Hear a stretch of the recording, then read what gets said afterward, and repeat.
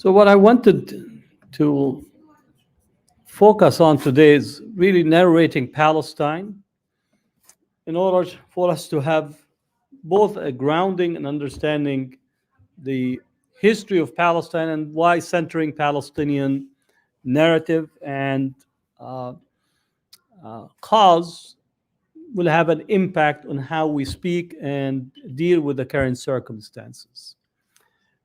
Now, Palestine is one of the oldest places on earth. Right? Uh, if we think about the development civilizations, uh, we speak of Mesopotamia, we speak of the Fertile Crescent, speak of the Nile Valley. So the history of this region is very extensive. Uh, there's the oldest olive tree in the world is located in the area of Palestine. Some estimate the tree is to be 5,000 years. Some put the tree at 6,500 years. It's still there. The Japanese actually did research dated at a much earlier period, and the tree still produces about 600 pounds of olives a year. It's a national heritage, and still its owner spends most of his day attending to this tree.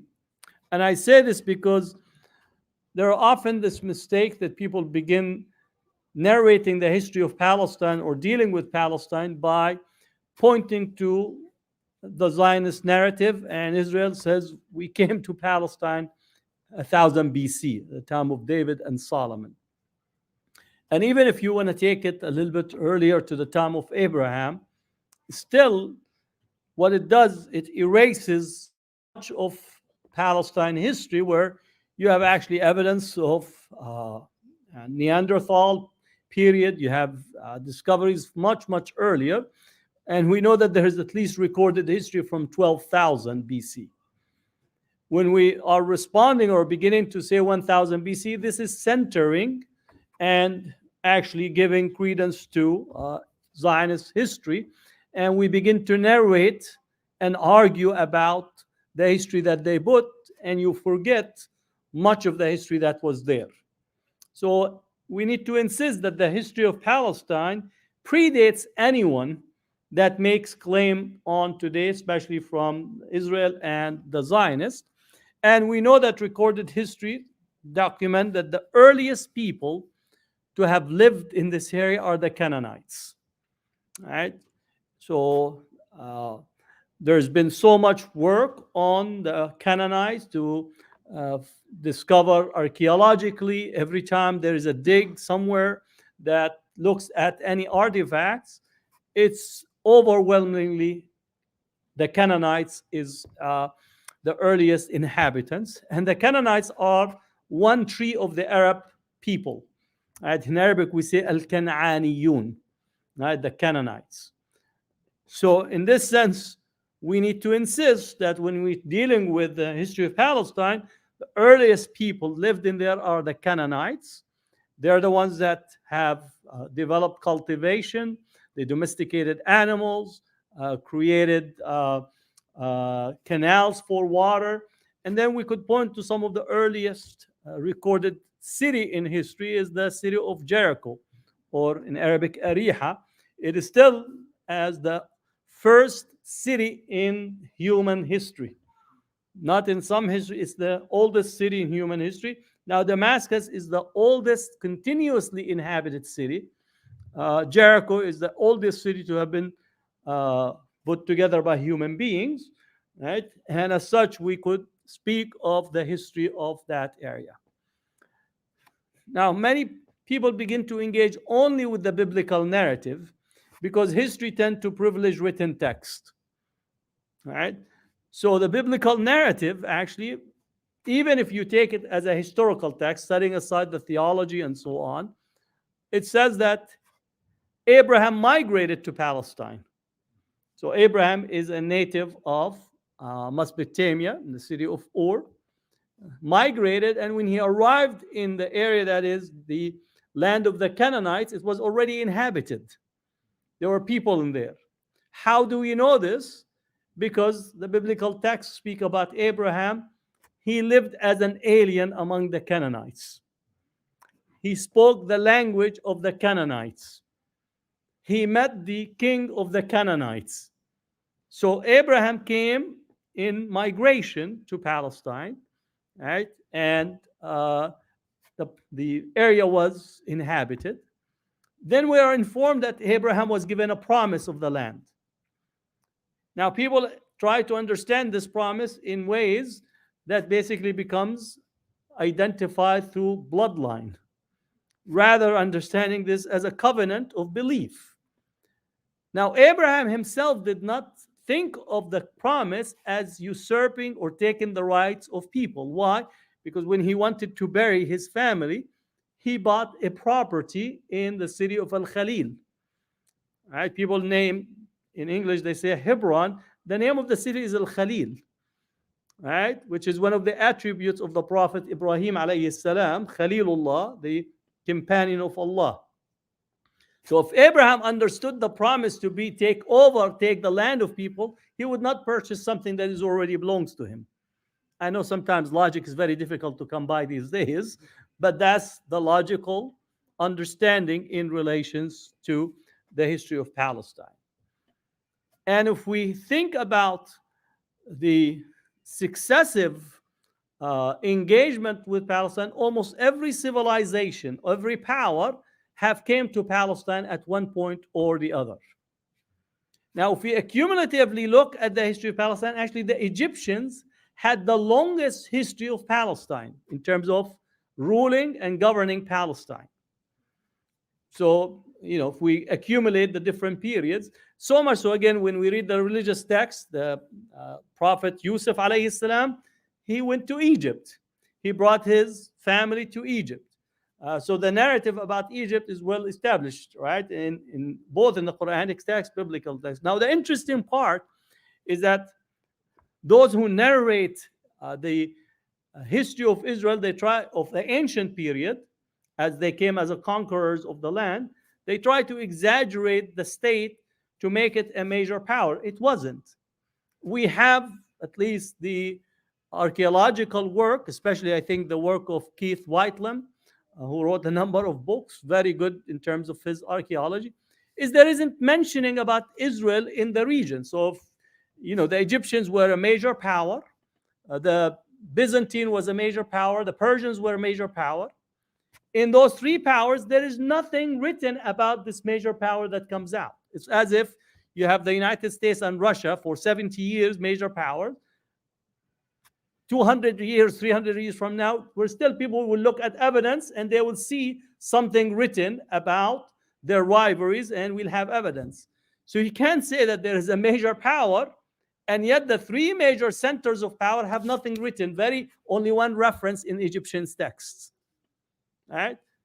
And more importantly, it was a state, again, in the classical sense, that came as an occupying force at the time, right? And mainly in the hills, where still the Canaanites were present, the Hittites were present, and other tribal configurations were there. So it's very important you talk about Palestine with centering a longer history, the Canaanites, and how it was a crossroads of civilization from the earliest period. The second point to make. Zionism was not born in the Muslim world.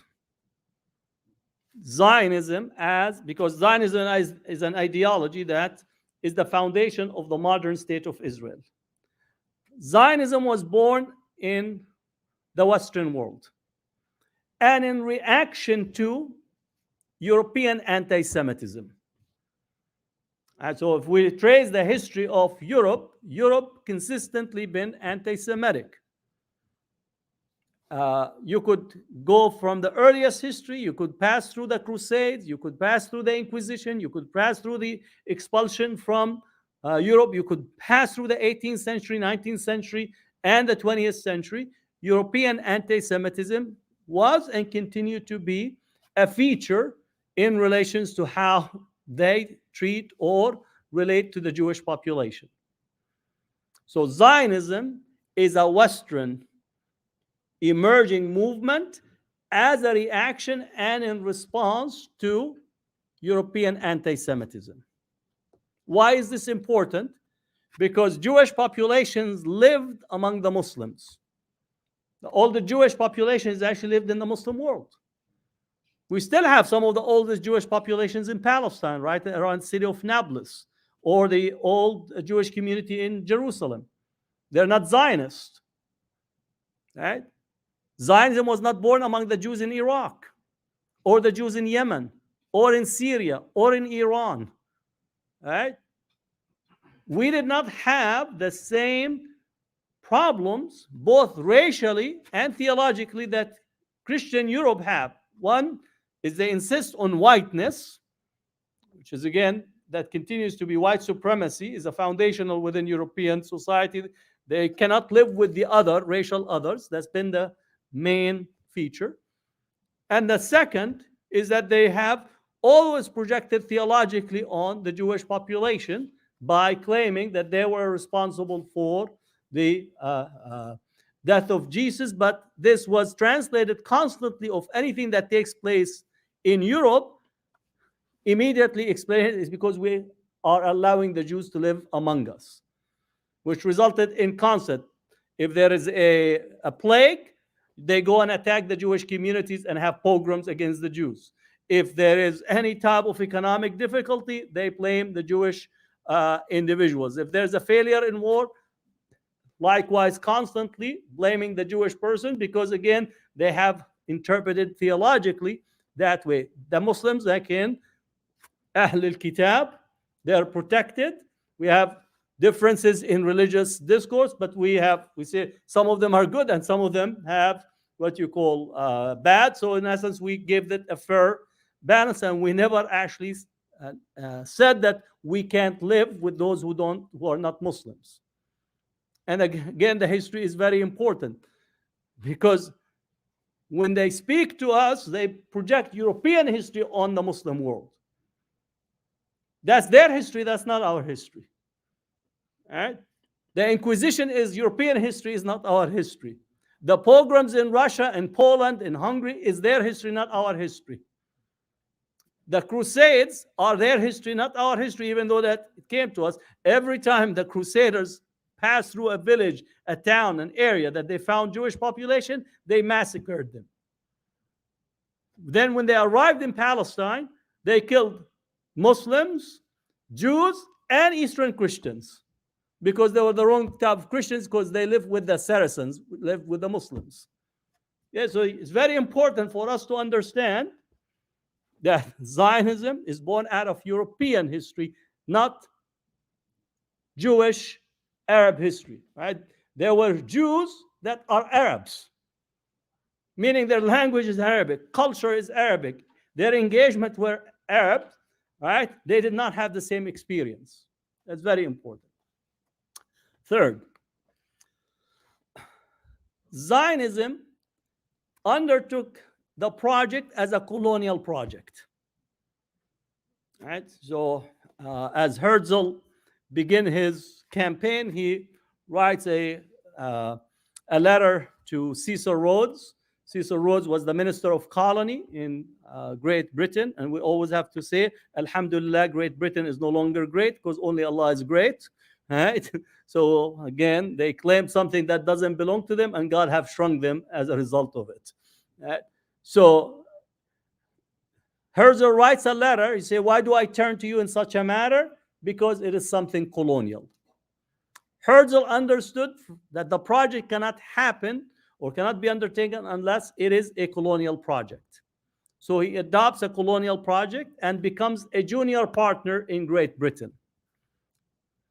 Now, at the time of the birth of Zionism, this also was the high point of colonization of Africa and other parts of Asia. So the general discourse, basically all the global South people had no status. They're subhuman. 1884-85, the Paris Conference, which was called the Scramble for Africa, where they sat around a round table to divvy up parts of Africa. So Zionism is a colonial project. And the colonial project did not have the rights of the indigenous people in their mind. They're just impediment that needs to be swept away. Great Britain has its own interest, and I'll get to that in relations to why Great Britain wanted to adopt this project. So Zionism is a settler colonial project. Herzl, in his diaries, literally begins the process saying we need to throw away the Palestinian out to spirit the penniless population across the boundaries or across the borders. That was from the early period of Zionism, meaning transferring, ethnically cleansing Palestine. So from the get-go, Zionism thought about removing the population. That is also not unique. I know people, when you talk to them about Palestine, they make it complicated, right?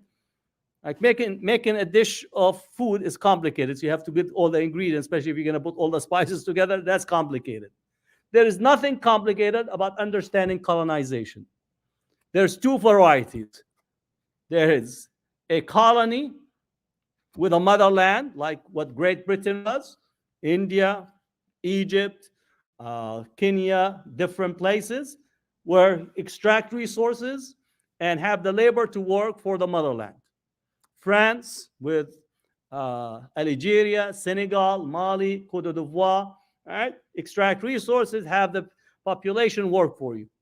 The other type is settler colonization, where a settler population comes, they commit genocide or transfer. In America, we did both, right? In this region, genocide of the indigenous population, and the remaining were transferred into reservation. Just that's the clear process that undertaken by colonial powers. So Zionism was thinking in the same way because they emerged out of European thought. Right? European thought, again, that the indigenous population has no value, you could shift them. And during that period was the height of death and destruction for much of the world. India, 15 million with the British being wiped out. King Leopold of Belgium, half of the population of the Congo completely massacred. France in Algeria, a total of 8 million Algerians in the 332 years. All right? So again, that was the process of colonization. So Zionism was born as a colonial state or as a colonial project, linking up with Great Britain and participating in thinking that they will get a country. Now, Palestine was not the first place they wanted, or at least that was not the first place they considered. They considered Ethiopia. There were discussions of possibly Argentina. So the notion that Palestine, because we're going back to our home, that was a convenient post-creation of the state. That was the logic. Most of the writing early on was speaking about colonization and how to colonize Palestine and how to bring settlers and build settlers and build a state on the basis of colonial discourse. So it's a very, very important to understand this. Fourth, the Western world, which we saw today and these days, their, mashallah, their human rights record is so bright that you just want to sit and eat it with your, next time, hummus and human rights of Western world. Right? So the Western world was looking for its own interests. Great Britain wanted to think about how to secure all the pillaging that they were getting from India. Right? The British took from India about $45 trillion worth of wealth. Because when they came to India, it was 24% of the world GDP. When they left, after stole everything, including all the diamonds that the queen was wearing and all the scepter, all that is just from India and Africa. They reduced it to 3%. So they wanted to secure the trade from India through the Mediterranean, through the Red Sea and the Suez Canal when they opened it in 1869. How to secure it? So thinking of a buffer state. All right? A buffer state meaning to try that will be beholden to Great Britain, and at the same time dismantling the Ottomans, because that was also one of the major projects. Europe at the time was thinking of the Jewish question, anti-Semitic question, and the Eastern question, which is the Ottoman question, also racist question. So in their plans of how to secure the area that came to be known as Palestine, so they were engaging in machination for their own best interest to secure the trade from India through the Red Sea, Suez Canal to the Mediterranean. Even the term Middle East gets to be introduced by the British from their India office. There was no such thing. If you went to people in 1902, 1904, 1910, 1915, tell them I'm going to the Middle East, they had no idea what you're talking about. Even up to the 1970, if you tell people I am from the Middle East, nobody in the Middle East says I'm from the Middle East. I'm from Egypt, I'm from Palestine, I'm from Syria. So the British, from their India office, came up with the plan for the Middle East because they had the policy Far East, China, Japan, Korea, and so on, Far East. Then Middle East, which is the road between their India colony and Britain. And then the Near East, which is at the coast of the Mediterranean that include Egypt and the coast of Palestine, right? So they're planning again, Far East, Middle East, Near East, were all framed around this colonial discourse. And the United States picked it up later on, but still in the US foreign policy, the State Department does not have a Middle East desk. It has Near East desk. Even though they go testify in the Congress, they speak about the Middle East, but their apparatus actually speaks of Near East. Both are designation from outside, not from the people themselves. And so very important that the British were thinking of their own interest, economic interest, political interest, strategic interest, as a way of making sure whatever they stole from India can pass and go through the Suez Canal, which is still one of the most strategic spots in the world. There's 2 or 3 strategic spots in the world: the Suez Canal, Bab el-Mandeb, which is at the gate of the Red Sea, and the Strait of Hormuz. Those are called the choke points of the world because trade, especially in energy, passes through through these choke points, as well as overall trade. Suez Canal is about 14% of the world trade passes through the Suez Canal. Right? I know that people like to go to Panama and take pictures of the Panama Canal. It's actually tangential to global trade because the amount of ships that passes through is very narrow, very small compared to these super big ships that have to navigate. They can't cross the Panama Canal. So the British were designing from their own colonial interest of maintaining some hold for their own trade and facilitating both acquiring territory and also from Great Britain, heavily anti-Semitic to get rid of the Jewish population. Balfour was heavily anti-Semitic. He issued the Balfour Declaration, heavily anti-Semitic. And also we're thinking of issues that comes into millenarianism, into thinking in a crusader term. So when the British entered Palestine on December 10th, 1917, the newspapers in England said, this is the end of the Crusades. We came back after 672 years. That's the front page in the British press. And the movies or the movies at the time in the military, they were actually speaking of how they're reenacting or participating in the Crusades, remembering the Crusaders that came. It is not us who don't, what you call, try to recall the Crusades. It's they have not forgotten and came back with that Crusader mentality. So there is a deep sense of this resentment, this constant antagonism toward Muslim and Islam in that way. So we see it that in Great Britain.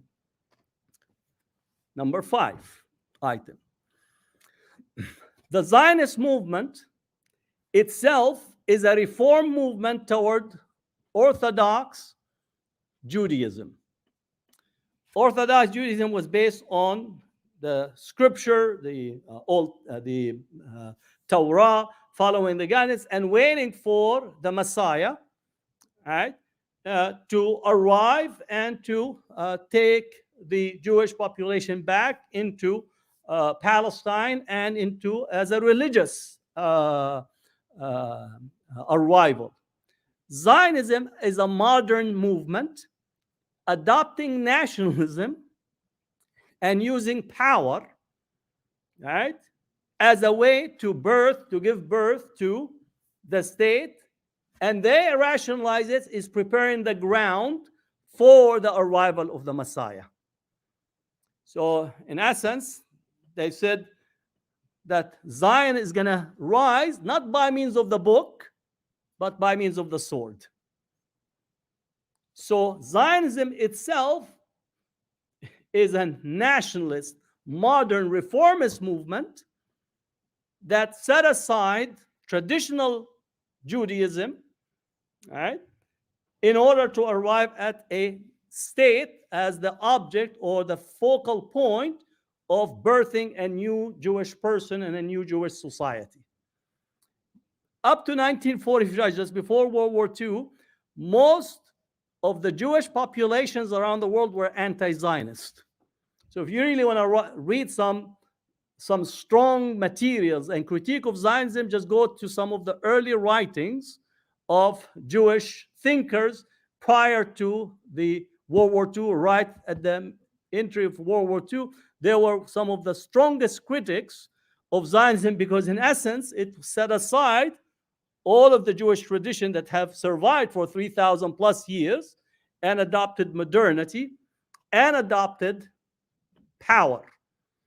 And so again, and there where we get revisionist Zionism, especially with Jabotinsky, who basically says that you need to build an iron wall and you need to have a benefactor that will bring you or provide the support for you. And he says that there is no way to have a reconciliation with the Arabs. It's not possible. He said it's impossible. And therefore, he did not want, he literally said that if you want to play a colonization, you have to dispense with the idea of reconciling with the indigenous population, meaning the Palestinians. Why Jabotinsky is important? Because Netanyahu's father is the editor and the person who collected the papers and one of the major followers of Jabotinsky. So Netanyahu is committed to that line and committed to not actually have any reconciliation with the Arabs and continues to be that form in terms of his discourse. So that's item 5. Item 6. When we speak about the history of Palestinians, right, in the modern period and so on, Palestine was a very diverse society, very well developed. Even at the time of the late Ottomans, very well developed and had political consciousness, political organizing, very vibrant society, educational institutions, right, from early on. And we see this again in the late 19th century, early 20th century, that the Palestinian society was really very well situated, right, in all aspects, all indications. They faced overwhelming challenge, but that challenge, again, as a result of a multi-factors that led to their dispossession.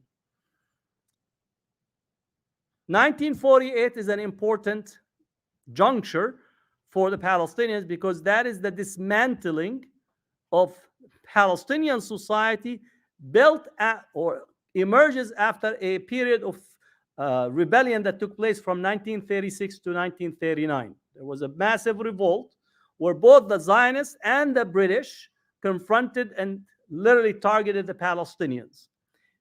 As a result of that period, the Zionists began to develop what's called village files to identify who are the leaders, who are the people that were actually organized, or who are the people who are committed to political advocacy and organizing.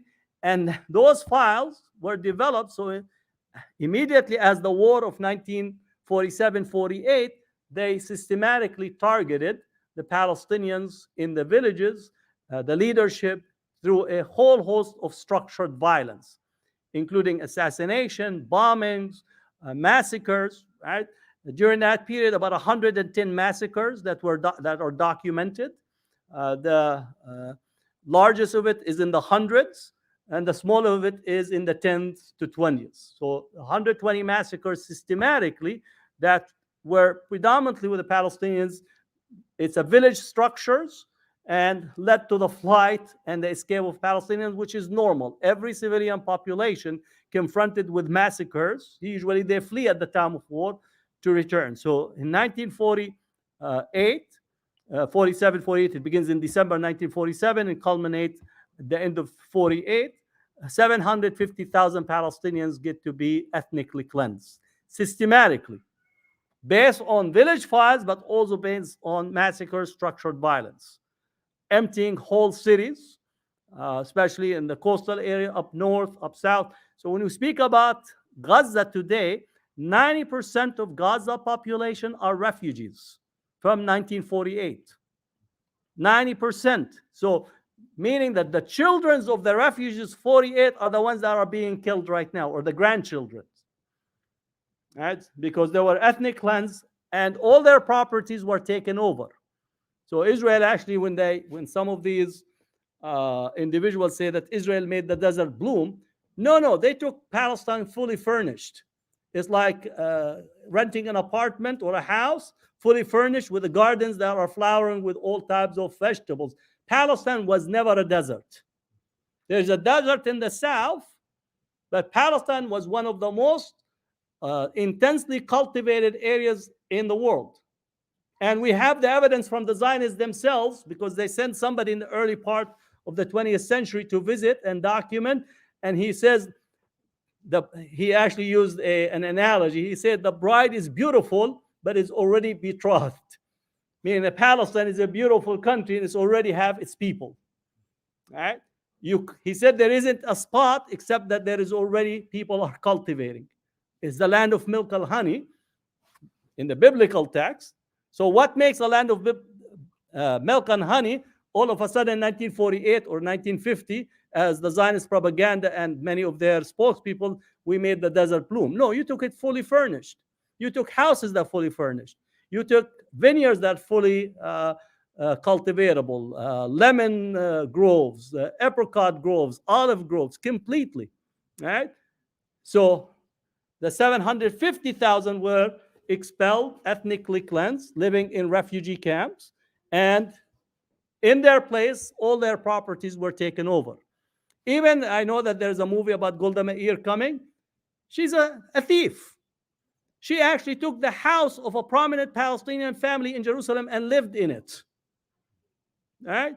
And they're trying to make her into a hero in Hollywood. That's why, again, Malcolm X is correct. If you don't pay attention, the media will actually flip the history. So they make the victim, right, be the villain, and make the villain being the victim, and you actually will identify him. So Golda Meir is a thief. Took the property of a family, lived in it, right? And without any remorse whatsoever. And now they're trying to shove her down our throat that she is this magnanimous figure at this particular time. So 750,000. Now that population, their grandchildren, it's about 5.2, 5.5 million, right? Those refugees. In Israel itself, there's a group of people that you don't find any designation equal to it in anywhere. If supposedly during the war, as the war ended, you were not allowed to move to where you were at. You have to stay where you were at the end of the war. So supposing that there was a war in here, I live in Berkeley and I came in here in Pleasanton, right? The war ended. I can't go back to my house in Berkeley. I have to stay in here. So I become an Israeli citizen. So I'm present in the state, absent from my property, and the state considered me an absentee, so I can't claim my property is distributed. There's about 200,000 in Israel, Israeli, Arab, Palestinian citizens. They're present, absentee, absentee. I have not seen any categorization of such people anywhere in the world. That you're a citizen, you just got caught, the war took place, so you stayed where you are, and therefore you are not allowed to go back and take your property. The property was taken and given to a newly arriving settlers. And so that's very important in terms of the 1948, because that is the crux of the issue, because most of the refugees in the West Bank, most of the refugees in Gaza, most of the refugees in Lebanon are from the 1948. There are some refugees from 1967 that moved. Jordan has a larger number of the 1967 refugees, but the Gaza, Lebanon, and in the West Bank, these were refugees that were ethnically cleansed in 1948. So what you find is that during the ethnic cleansing, think of the city of San Francisco, equal number, a little bit, maybe less. Everything in the city is taken away by a new group of people. From the sidewalk, to the schools, to the bank accounts, to the cars, to the furniture, to the food, everything was taken by a new group, and the people were completely not allowed back in. All right, so that's the 1948 eviction that takes place in that way. Now, the second or the seventh point that I wanted to make is that the basis of the two-state solution is based on Resolution 181, United Nations Resolution 181. United Nations Resolution 181 stipulated that will be two states to be formed, one Arab state. They didn't say Palestinian, so again, Israel has often wanted to erase the term Palestine, and one Jewish state. In the Resolution 181, the Jewish state was allocated 56%. The Arab state was given 43% or thereabout, and Jerusalem is to be an international zone. Now that's the division, 56%, all right, 43%, and 1% of Jerusalem, give or take.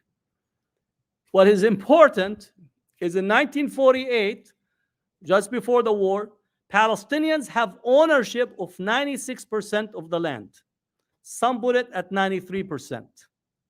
So 93% of the land was owned by Palestinians. Yet they were given by the United Nations, who they were not a member of, 43%.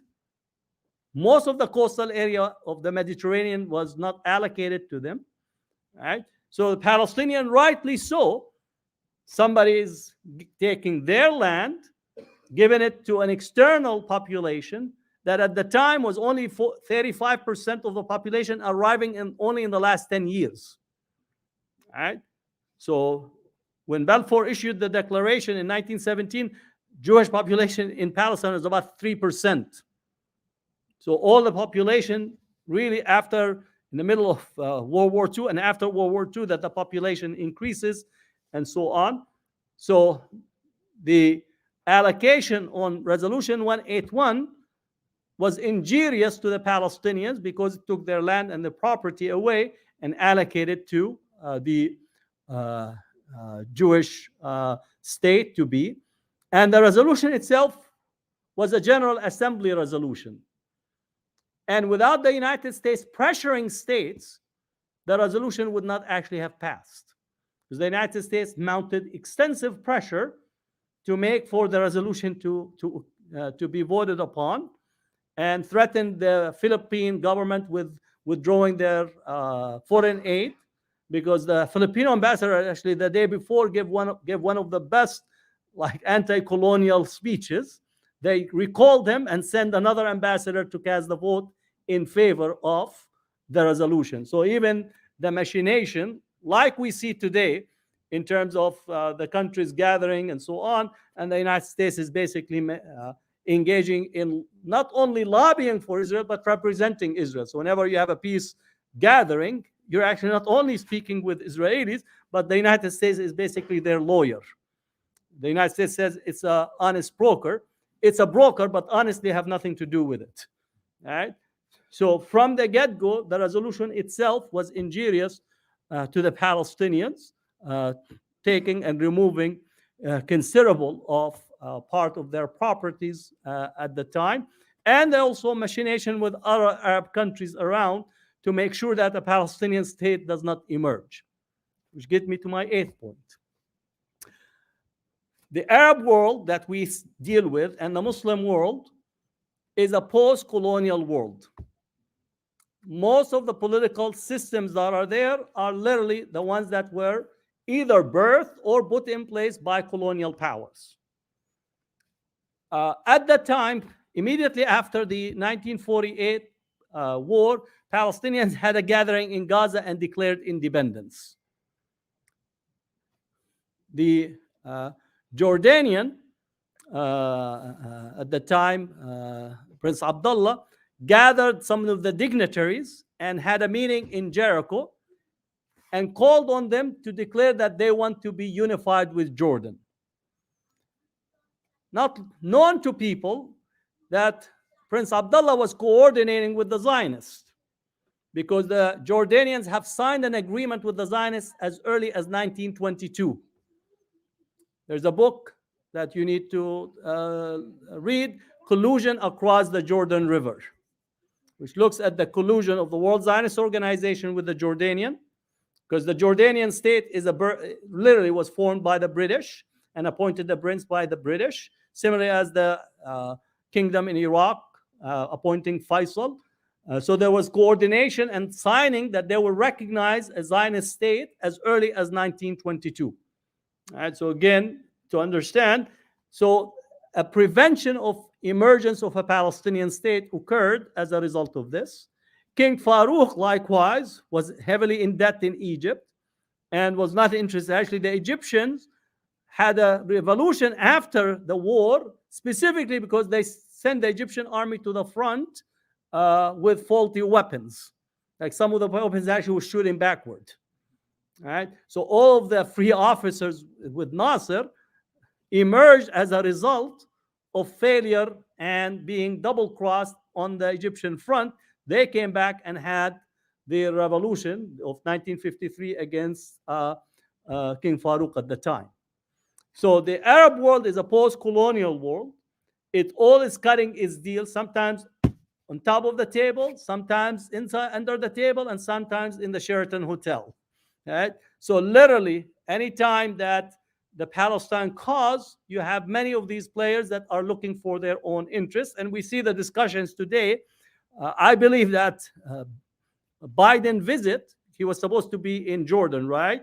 For a meeting with the Egyptians, Jordanians, Mahmoud Abbas, and the Americans. I think the deal was already being cooked, that there's possibly a forgiving of the Egyptians' debt, the Jordanian debt, and they will divvy up a number of Palestinians with them and basically try to resolve Israel problem by taking part of the problem of Israel's hands. The fact that the bombing of the hospital took place scuttled everything. So again, they were not planning on it. And Abbas, all indication he's ready to continue because he's an employee of the Israelis and the Americans. Just there's no two ways about it. His salaries are guaranteed, his security is guaranteed by the Americans and the Israelis, and he does not see that anything other than his priority to maintain his own seat of power. So the Arab world is a post-colonial world.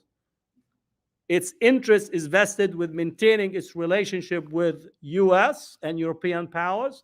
Most of their economies are connected to US and European powers, and Palestine is a problem that they would like to see go away, not by bringing justice to the Palestinians, is if we can get rid of it, we could move to more important things. And literally you could see when MBS had the interview with Fox, he's basically, it's not a major issue, all right?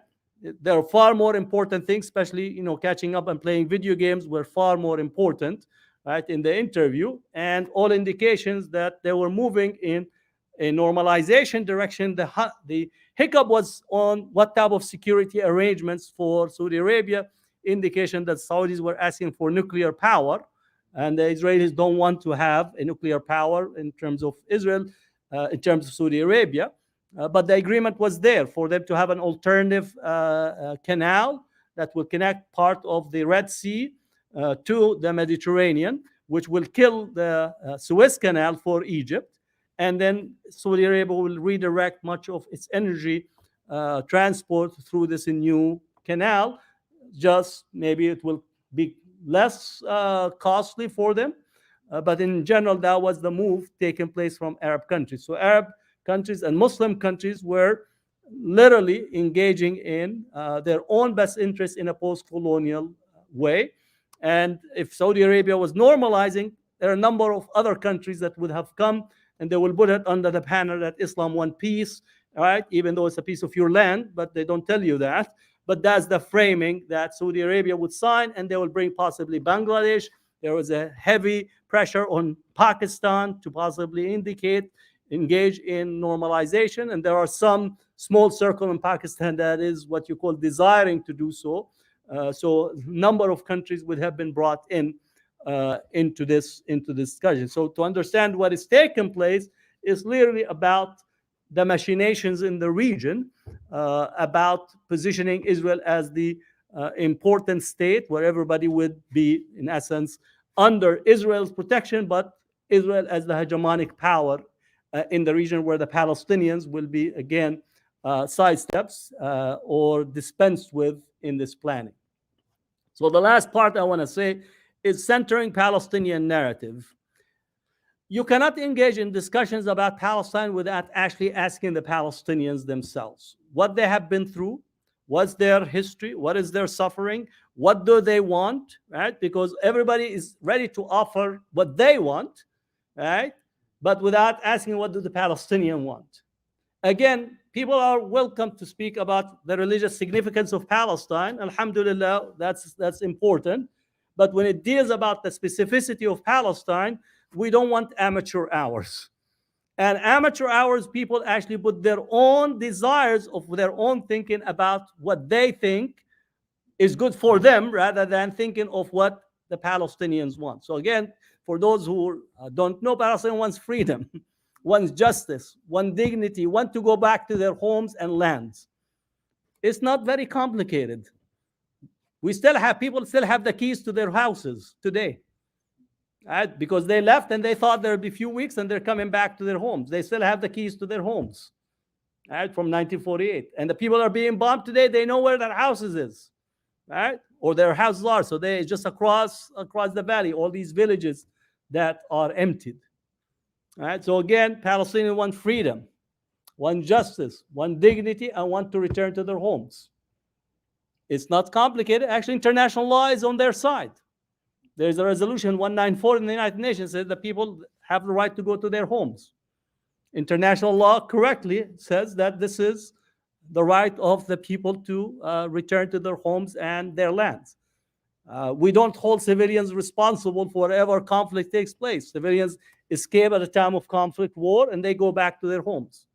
So that's very, very important to understand what the Palestinians want and how to begin. If you want to help, these are the issues that Palestinians ask you to help and advocate for. As we're seeing Gaza, to conclude with this, these are acts of genocide. There's no other ways. This is genocide taking place. You don't need to kill everyone in the society for genocide. Right? Genocide has many layers to it. Again, I just want to read maybe in here the Genocide Convention. I have it handy, right? Because people just these days, right? So the Convention on Genocide, the crime of genocide, Article 2 of the Convention. Oh, 1 second. Hopefully we'll get. So Article 2. This is Convention on the Prevention and Punishment of the Crime of Genocide. Article 2. Killing members of the group, causing serious bodily or mental harm to members of the group, deliberately inflicting on the group conditions of life calculated to bring about its physical destruction in whole or in part, imposing measures intended to prevent births within the group, forcefully transferring children of the group to another group. The following acts shall be punishable: genocide, conspiracy to commit genocide, direct and public incitement to commit genocide. I charge the media in this country and the Western world of incitement to commit genocide. Right? It makes a 70-year-old man who 3 weeks before builds a tree house for the child to go up and get a knife and stab the child 26 times, Wadia, Fayumi in Chicago. That's incitement, right? Where the day before they're inciting, there's a global day of jihad. Nobody told anybody it's a global day of jihad. They translated the speech from someone and put it that is a call internationally. So everybody was, the FBI in alert, right? That's incitement. And I would say also the president is inciting as well for committing genocide, right? So direct and public incitement to commit genocide. Israel has a right to defend itself. Bombing apartment building, that's defending yourself. Bombing a hospital, defending yourself. Bombing churches, defending yourself. The second oldest Roman Catholic church in the world is there, been under Muslim, living within Muslim for 1400 years. Not a stone is touched. Right? It's bombed. What type of target is this? Right? So again, incitement, direct and public incitement. Attempt to commit genocide and complicity in genocide. The United States is complicit in genocide. Germany is complicit in genocide. Canada is complicit in genocide. Italy is complicit in genocide. Britain and France are complicit in genocide. They just met yesterday and issued a despicable, atrocious type of statement, right, in relation to supporting Israel's action, bombing, building, and bombing people in their houses. Right? Yesterday, about 536 individuals killed. They still have 1,500 under the rebels, civilians. Right? I have no problem. If you want to fight a military person, a guerrilla force, go and fight them. But you have no right to actually bomb almost half of the buildings, half of the houses in Gaza today have been damaged.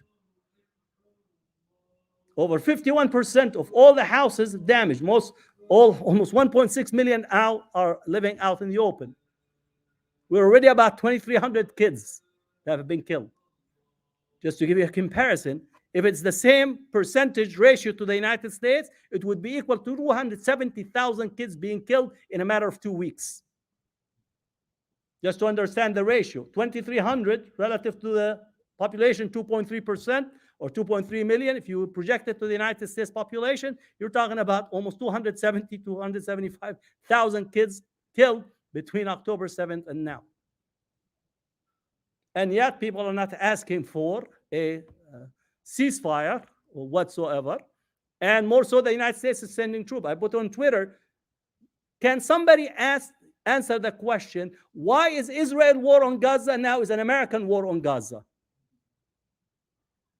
Why is Israel war on Gaza is an American war on Gaza? What is the strategic, again, from a real politic, what is U.S. interest in the war in Gaza?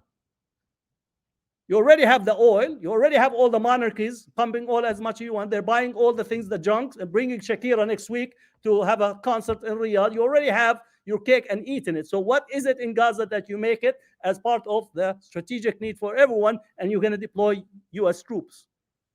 It's for American. You're an American voter. What is the strategic interest? Why is it our war? Why is it that we have to ship billions? We're already shipping billions to Israel. Why is it that we have to ship some more? Again, those are questions that we have to ask. So again, the United States is being complicit in acts of genocide while they're asking for 15 billion, possibly more. And Biden wants us to be happy that he's sending 100 million. So you bomb them with 15 billion and you send Band-Aid or 100 million. It's like an insult to intelligence. Rather for him not to send anything, rather than say in Arabic, like all of a sudden he say, I gave you 100 million. MashaAllah. Really, we have to be people that just, we have to have self-respect. Keep your money. We understand where you are. And I'm telling people, if you're going to vote next time, I'm not voting Biden. Biden, you could go take a suntan. You are not getting a vote from the Muslims. And as far as I'm concerned, I'm going to go and campaign against him in Michigan, in Georgia, in New Jersey, in Ohio, in Pennsylvania, and good luck. Are you going to say Trump is worse? Well, again, as far as I could see, it's the same face on the coin in terms of how lack of respect for Muslims And unless you respect the Muslims, both in here and our issues, we're not interested in just coming with distorted Arabic. It says, Salamu alaikum, I like falafel and chicken tikka masala. That day is over. There is a pre-genocide and post-genocide. We are right now in a genocide, and we have to actually act and deal with circumstances accordingly. So, Jazakumullah khair for listening. Do we have time for questions? I don't know what the procedure in here. 15 minutes. Okay, so what is it? Okay. I'm here. Just I'll take a sip of water and. So we're going to pray Isha? Okay. Assalamu alaikum.